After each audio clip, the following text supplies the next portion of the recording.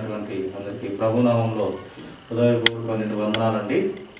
గ్రంథంలో నుండి న్యాయాధిపతులు 2వ అధ్యాయము 16వ వచనం 16-17 చదువుతున్నామండి. ఆ కాలమున యెహోవా వారి కొరకు న్యాయాధిపతులను పుట్టించారు. వీరు దోచుకున్న వారి చేతిలో నుండి ఇశ్రాయేలీయులను రక్షించిరి. అయితే వారు ఇక న్యాయాధిపతుల మాట వినక తమ పితరుల యెహోవా ఆజ్ఞలను అనుసరించి నడిచిన మార్గము నుండి త్వరగా తొలగిపోయి ఇతర దేవతలతో వ్యభిచరించి వాటికి నమస్కరించి తమ పితరులు ఆజ్ఞలను అనుసరించినట్లు వారు నడవకపోయి. ప్రియ దేవుని సంగమ, ప్రతి జన్మకి అనగా భూమి మీద పుట్టిన ప్రతి మానవునికి, ప్రతి నరుని జన్మకు ఒక కారణం చొప్పున దేవుడు పుట్టిస్తాడు అనేది ఈ యొక్క బైబిల్ గ్రంథంలో నుండి భక్తుల జీవితాలలో నుండి మనకు తెలియపడుతున్నటువంటి మాట. ఇక్కడ కూడా ఈ లేఖన భాగంలో 16వ న్యాయాధిపతులు 2వ అధ్యాయం 16వ వచనంలో ఆ కాలమున యెహోవా వారి కొరకు, ఎవరి కొరకు? ఇశ్రాయేలీయుల కొరకు న్యాయాధిపతులను పుట్టించినాడంట.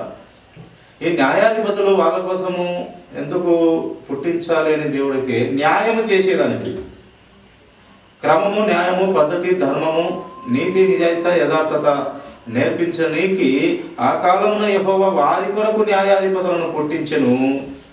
వీరు ఎందు నిమిత్తం పుట్టినారంట అంటే దోచుకొని వారి చేతిలో నుండి ఇశ్రాయేలీయులను రక్షించిరి. ఎవడైతే పాపపు ఆలోచనలో నుండి దోచుకోవాలని ఆలోచన ఉంటాడో ఆ దోచుకొనబడిన వారిని తప్పించేదానికి, వారిని రక్షించేదానికి, ఇశ్రాయేలును కాపాడడానికి, రక్షించేదానికి న్యాయాధిపతులను పుట్టించడం జరిగింది ఇక్కడ.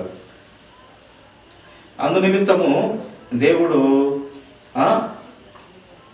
ఎన్నుకున్నటువంటి ప్రజలను రక్షించేదానికి న్యాయాధిపతులను పుట్టిస్తూ వారికి న్యాయం జరిగేలాగా దేవుడు ఇక్కడ కనపరుస్తూ వస్తున్నాడు.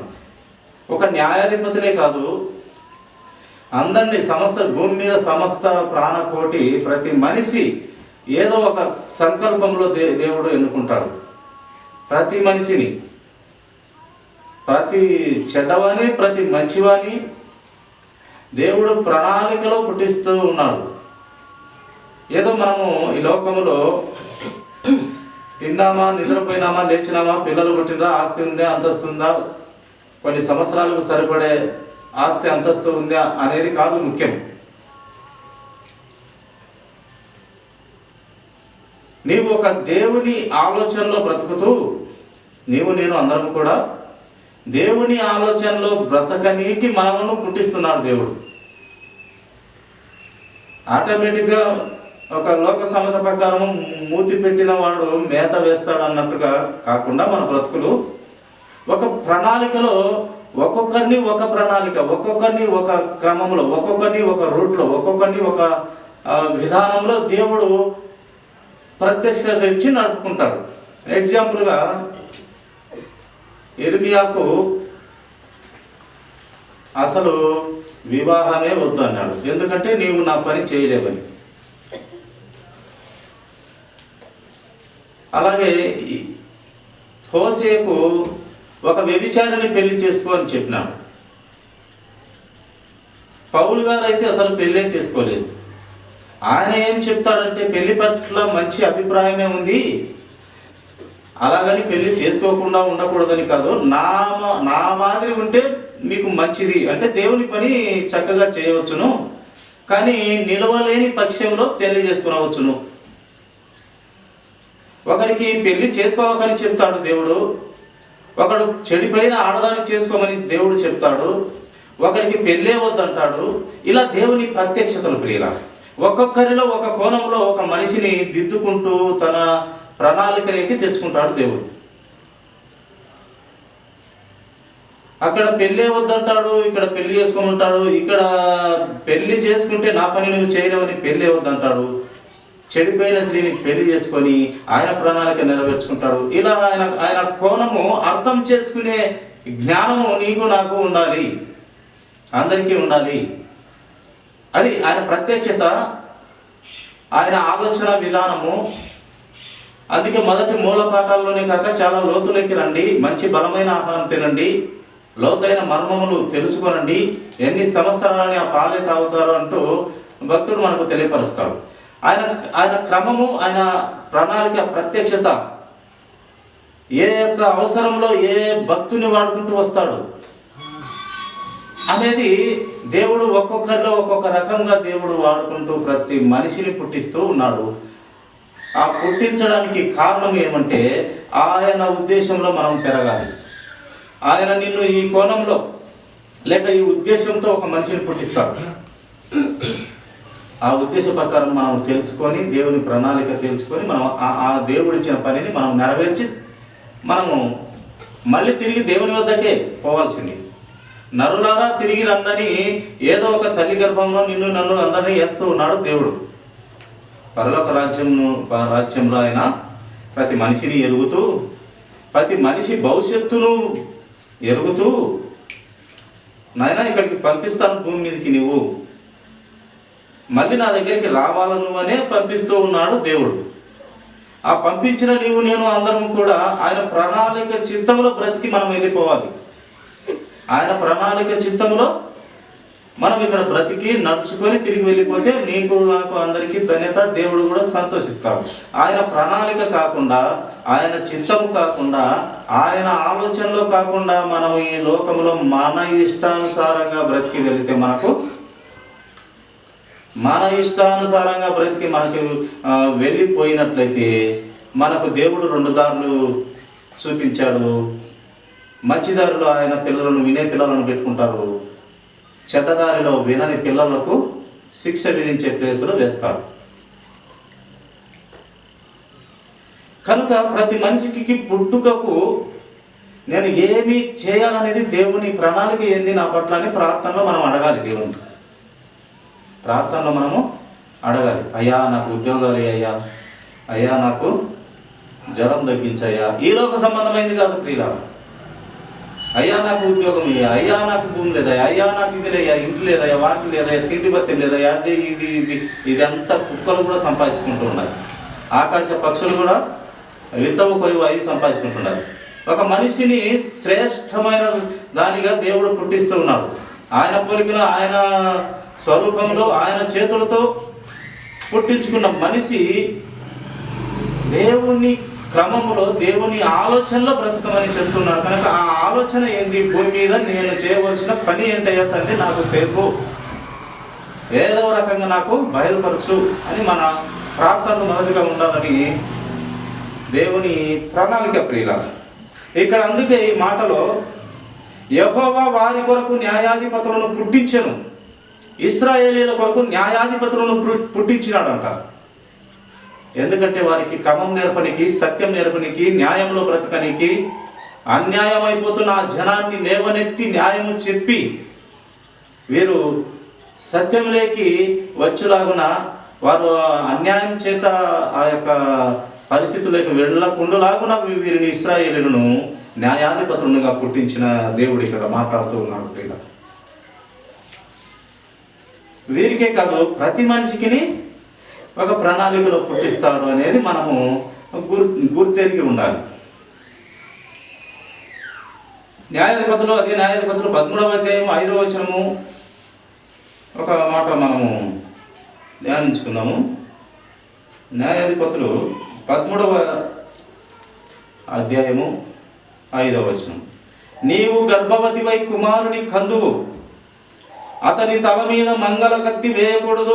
ఆ బిడ్డ గర్భమున పుట్టినది మొదలుకొని దేవునికి నాజీరు చేయబడిన వాడై ఫిలిష్తీయుల చేతిలో నుండి ఇశ్రాయేలీయులను రక్షింప మొదలు పెట్టునని ఆమెతో అనగా, సంసోను జీవితం గురించి దేవుడు తెలియపరుస్తూ, ఆయన ఇంకా పుట్టలేదు, సంసోను గారు ఇంకా పుట్టలేదు, పుట్టబోయే తల్లికి దేవుడు తెలియపరుస్తున్నాడు, ఇలా ఉండాలి, నువ్వు ఇలా క్రమంలో నువ్వు బ్రతకాలి.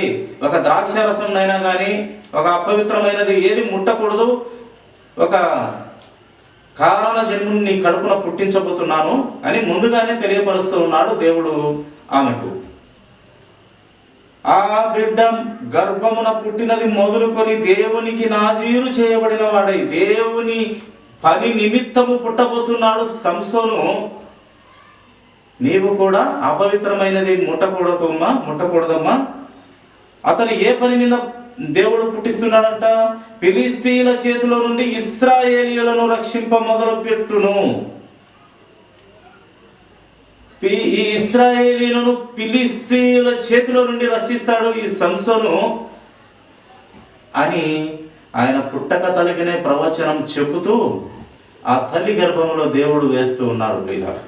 అందుకే ఆయనే కాదు, ఒక సంసోనే కాదు, నీవు నేను అందరం కూడా మన పుట్టుక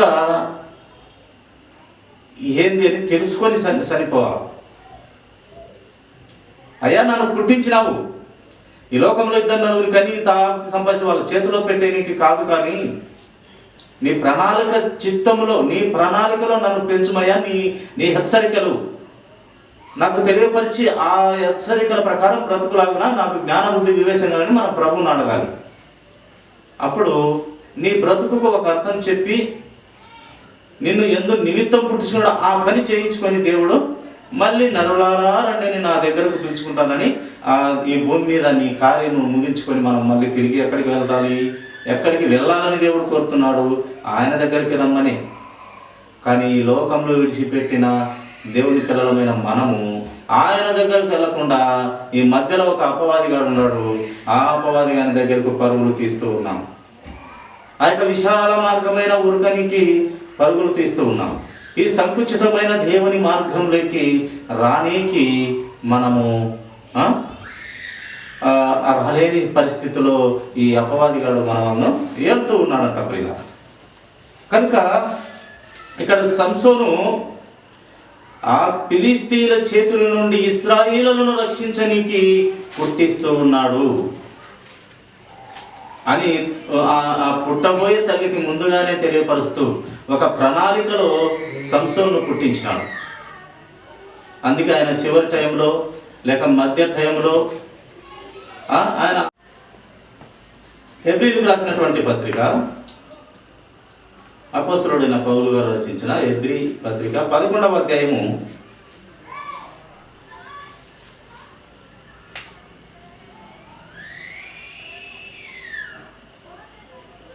23వ వచనం. మోసే పుట్టినప్పుడు అతని తల్లిదండ్రులు ఆ శిశువు సుందరుడై ఉండట చూచి విశ్వాసమును బట్టి రాజు ఆజ్ఞకు భయపడక 3 మాసములు అతనిని దాచిరి. మోసేను కూడా దేవుడు పుట్టించుకున్న ప్రణాళిక చాలా గొప్పది. దేవుడు ఆజ్ఞ ఇచ్చినాడు మగపిల్లలు ఉండకూడదని, అయినప్పటికీ రాజాజ్ఞ ధిక్కరించి 3 నెలలు మోసేని దాచినారు. విశ్వాసమును బట్టి రాజాజ్ఞకు భయపడక 3 మాసములు అతన్ని దాచిపెట్టిరి. మోసే పెద్దవాడైనప్పుడు విశ్వాసమును బట్టి ఐగుప్తు ధనము కంటే క్రీస్తు విషయమైన నింద గొప్ప భాగ్యమని ఎంచుకొని ఈయనకు ఏ ప్రత్యక్షత ఇచ్చినాడు దేవుడు? ఎవరైనా ఈ లోకంలో బాగా సంపాదించాలి, ఉద్యోగాలు, పిల్లలు పుట్టాలి, ఆస్తి అంతస్తులు పెరగాలి, ఇదే తల్లాయి మనుషులకు. మనకు ఏం పని అంటే డబ్బు బాగా ఉండాలి, బాగా మంచి ఇల్లు ఉండాలి, తిరగనికి కార్లు ఉండాలి, విలాసవంతమైన జీవితం ఉండాలని ఈ దీంట్లో బ్రతుకుతుంది మన గుడ్డి జనమైనటువంటి అపవాది చేతిలో పీడింపబడుతున్న మనుషులమైనటువంటి మనం. కానీ ఇక్కడ మోసే ఒక రాజు కుటుంబంలో నుంచి బ్రతుకుతూ వచ్చినాడు. ఈయన ఏమంటున్నాడు? ఈయనకు డబ్బు అక్కర్లేదే. ఈయన ఆలోచనలో మోసే పెద్దవాడైనప్పుడు విశ్వాసమును బట్టి, దేవుని విశ్వాసమును బట్టి అంట, ఐగుప్తు ధనము కంటే క్రీస్తు విషయమైన నింద గొప్ప భాగ్యము నాకు.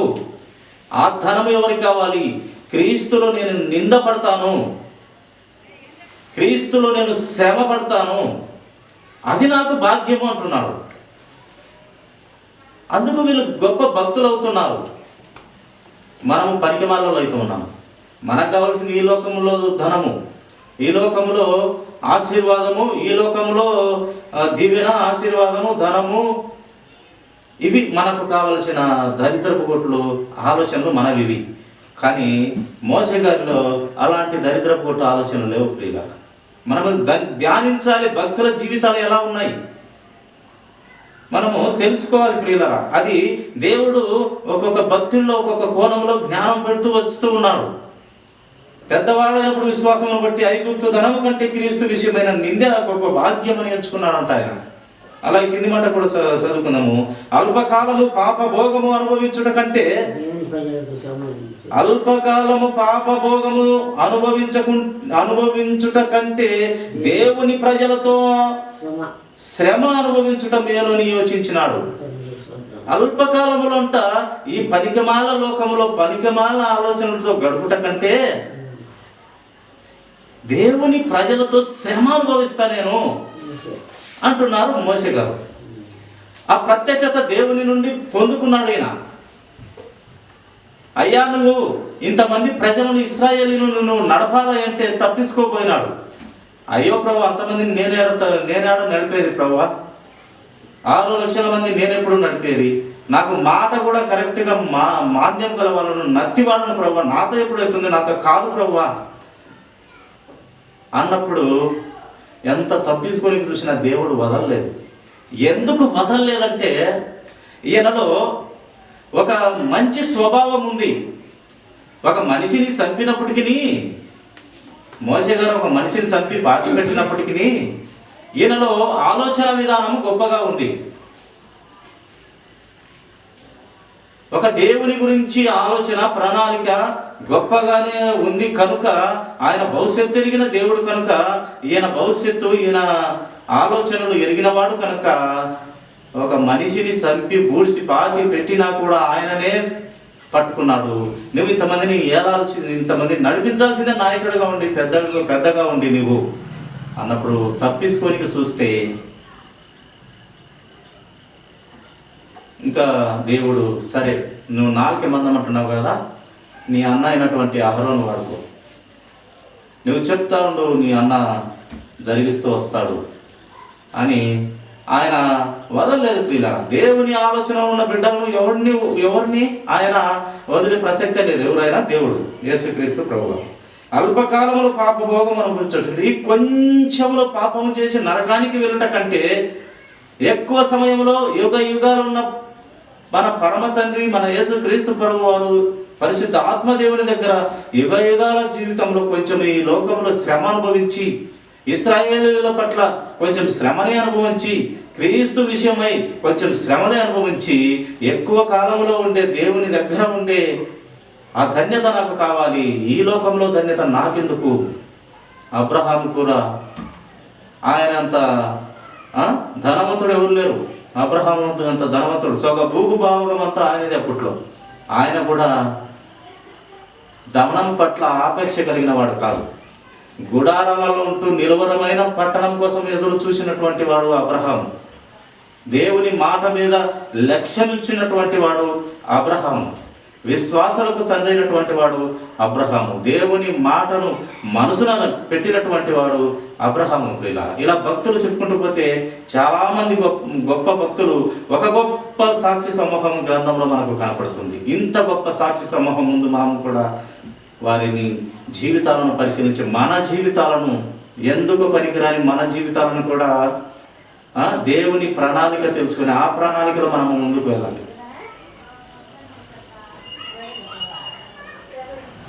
దేవుని ప్రజలతో శ్రమ అనుభవించుట మేలని యోచించి ఫరో కుమార్తె యొక్క కుమారుడని అనిపించుకొనుటకు ఒప్పుకొనలేదు. ఆయన ఫరో కుమార్తె యొక్క కుమారుడని అనిపించుకొనుటకు ఒప్పుకొనలేదు.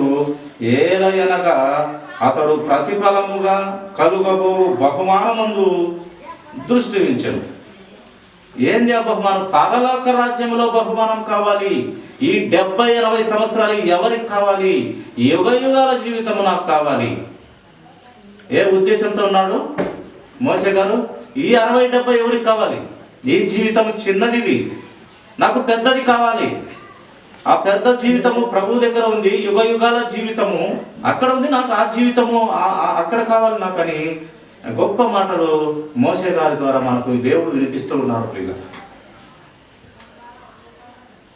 కనుక ప్రతి భక్తునిలో చూడండి దేవుడు జ్ఞానము పెడుతూ, ఒక ప్రణాళికను తెలియపరుస్తూ, ఒక ప్రత్యక్షతను తెలియపరుస్తూ దేవుడు వివరిస్తూ వస్తూ ఉన్నాడు ప్రియుల.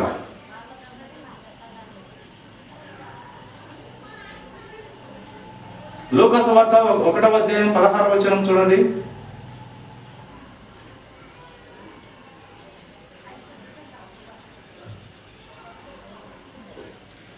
ఇశ్రాయేలీయులలో అనేకులను ప్రభువైన వారి దేవుని వైపుకు తిప్పును. ఎవరు ఈ మనుషుడు?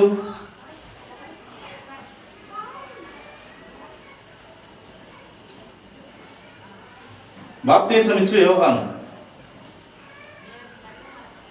చదువుదాం. అప్పుడు ఆ దూత అతని జకర్యా, భయపడకము, నీ ప్రార్థన వినబడినది, నీ భార్య అయిన ఎలిజబెతు నీ కుమారుని కనును, అతనికి యోహానను పేరు పెట్టుదు. అతడు ప్రభువు దృష్టికి గొప్పవాడై ద్రాక్షరసమైనను మద్యమైనను త్రాగక తన తల్లి గర్భమున పుట్టినది మొదలుకొని పరిశుద్ధాత్మతో నిండుకొన్న వాడై, పుట్టినది మొదలుకొని ఎప్పటికీ పరిశుద్ధాత్మతోనే నిండుకొన్నవాడై ఇశ్రాయేలీయులు అనేకులను ప్రభు వైపుకు మళ్ళిస్తాడు. ఆయన ఒక మనిషి పుట్టుకకు కారణం చూడండి ప్రియులారా.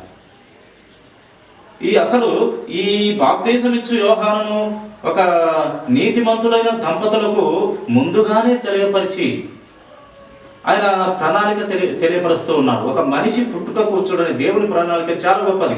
ఒక యోహానికే కాదు, ఒక మోసేకే కాదు, ఒక సమూయేలుకే కాదు, ఒక న్యాయాధిపతులైనటువంటి వారికే కాదు, సంసోనికే కాదు, ప్రతి మనిషి పుట్టుక పట్ల ఒక అవగాహన, ఒక ప్రణాళిక సిద్ధం చేసుకొని ఉన్న మన గొప్పదైన దేవుడు యేసుక్రీస్తు ప్రభువారు.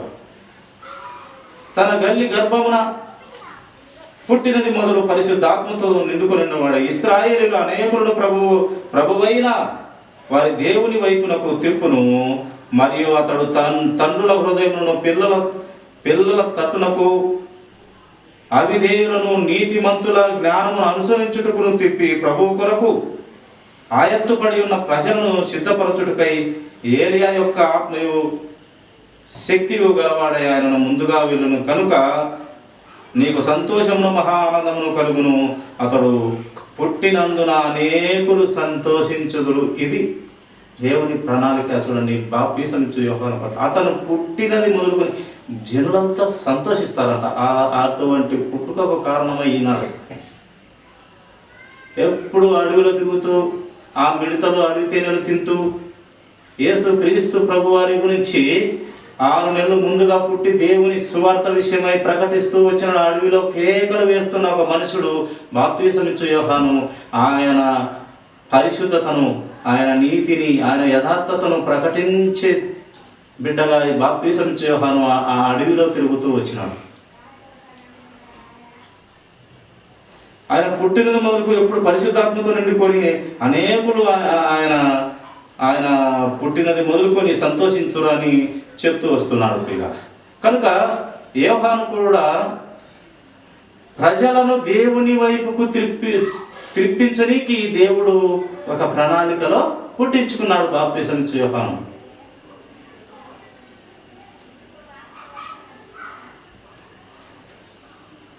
చివరిగా లూకా సువార్త 2వ అధ్యాయం 11వ వచనం చూడండి.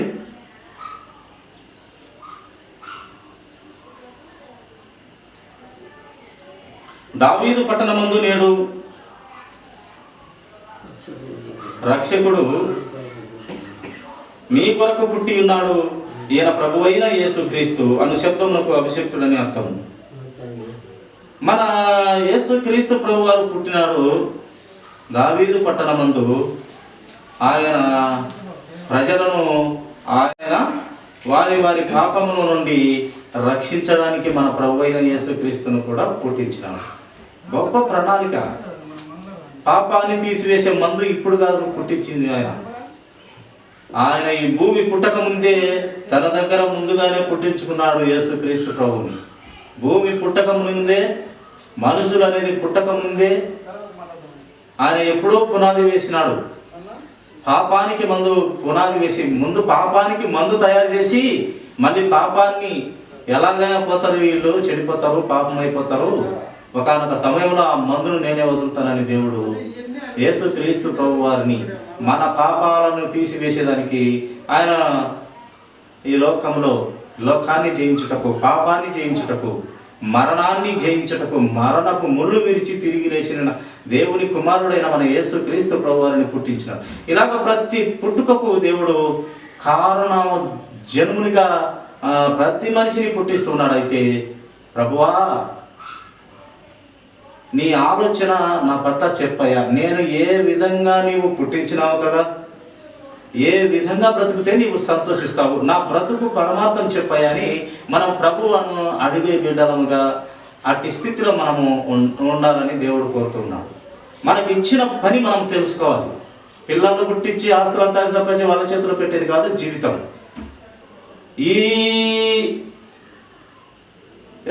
ఈ యొక్క భూమి అందే మంచి వాక్యం ఉంది, అది గుర్తుకు రావాలా.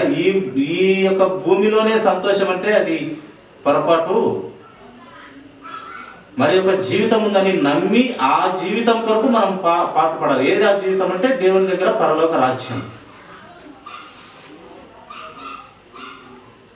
కనుక ప్రియ సహోదరి సహోదరుడా, నేను ఆ జీవితాల్లో ప్రతి మనిషికి దేవుని పట్ల మన పుట్టుకకు ప్రణాళిక ఉంది. ఆ ప్రణాళికను మనం తెలుసుకునే పిల్లలంగా ఉండాలి.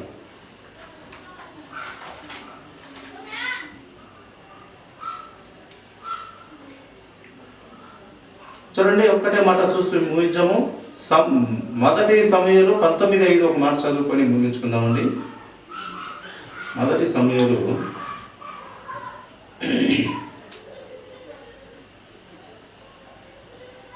19వ అధ్యాయము